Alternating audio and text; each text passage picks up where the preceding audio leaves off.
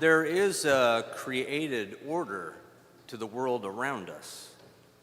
God created things to be a certain way, to fulfill a certain purpose. There is an order to creation. Now, in our world today, science is often pitted against religion, as if the two were mutually exclusive and diametrically opposed. Our culture would have you believe that you cannot be both a person of science and a person of religion. This is not true, and it certainly was not always that way. Indeed, science was understood to be the good servant of theology. People of great intellect sought to understand something of the world around them, because to understand something about the created order was to understand something about the Creator. Why do apples fall from trees down to the ground, for example? Why don't apples fall up into the sky? Why do apples fall at all? When an apple falls out of a tree, is its speed or velocity constant? What exactly is an apple? Is the earth the center of the universe? Does it revolve around the sun? Scientists have studied such things for centuries, but why? Many of those early scientists believed in God, and to learn something about physics or plants or genetics or reproduction or astronomy or math was to learn something about God Himself and the order of His creation.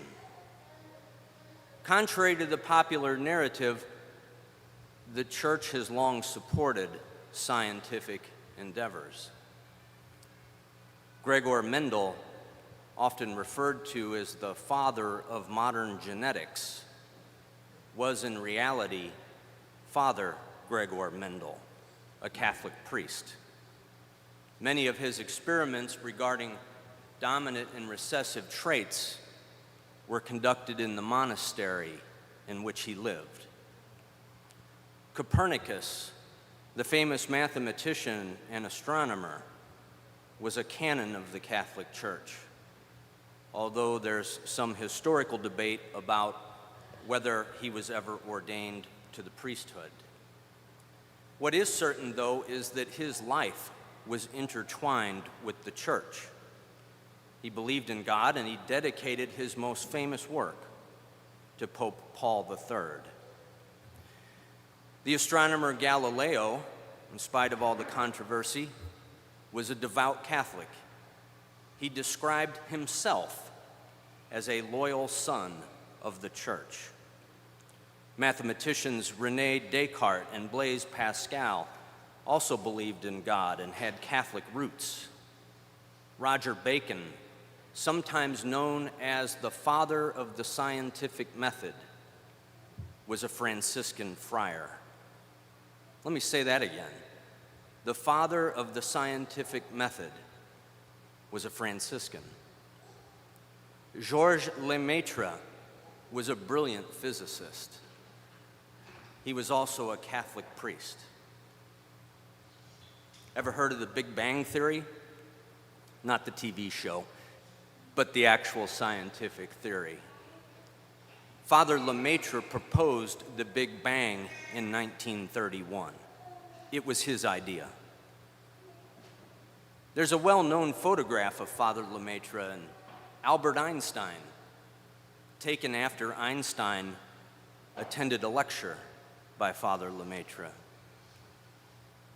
It's also worth mentioning that the first woman in the United States to receive a doctorate in computer science was Mary Keller. Sister Mary Keller earned her PhD in 1965. She was a member of the Sisters of Charity of the Blessed Virgin Mary. She would have been the very first person in the U.S. to receive a doctorate in computer science, man or woman, except another university held its graduation earlier on that same day. We could go on, but does this sound like a church that is somehow against science and reason and learning? I think not. But why? Why? Because to seek understanding is to seek to know something about God Himself, the ordered plan of His creation. Remember that our intellect is God-given. God has a plan. Creation has a purpose. You have a purpose. Everything that God does is ordered. There is a twofold order in creatures. One, with respect to God, and two, with respect to one another. Any serious person is confronted by God. You simply cannot get around it. And just as there is a plan in the natural world around us, God has a plan for you. But what is it? That brings us to our scriptures today. Jesus challenges us, and when we are confronted, it's sometimes difficult. This is hard. Who can accept it? Remember that Jesus had just said that people must eat His flesh and drink His blood. We heard Paul tell the Ephesians, wives should be subordinate to their husbands. This is certainly difficult for modern ears to hear. And some people are quick to pounce on that one line. But we don't get to cherry pick. Hear the whole message. Hear the entire message. Be subordinate to one another, out of reverence for Christ. This is not a passage about who gets to be the boss of whom. No. This is about love. This is about purpose. This is about the universal call to holiness. Hear the whole message. Husbands, love your wives, even as Christ loved the church. And handed Himself over for her to sanctify her. Love does not seek to dominate. Love does not seek what is good for self, but what is good for the other. It is sacrificial. Gentlemen, our job is not to lord it over our families, but to sanctify our families.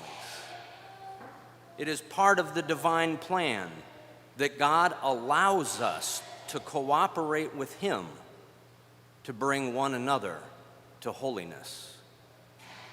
For this reason, a man shall leave his father and mother and be joined to his wife, and the two shall become one flesh. But make no mistake, our culture today is not that of 2,000 or 100 or even 50 years ago. There's a battle going on, a battle for souls. In the early 1980s, Sister Lucia dos Santos, one of the visionaries of Fatima, wrote in a letter, "A time will come when the decisive battle between the kingdom of Christ and Satan will be over marriage and the family." Do we not see this coming to pass in our own time? The great Saint John Paul II certainly did. Cardinal Caffarra, the recipient of that letter from Sister Lucia, said that in speaking with John Paul II, you could feel that the family was the core, since it has to do with the supporting pillar of creation.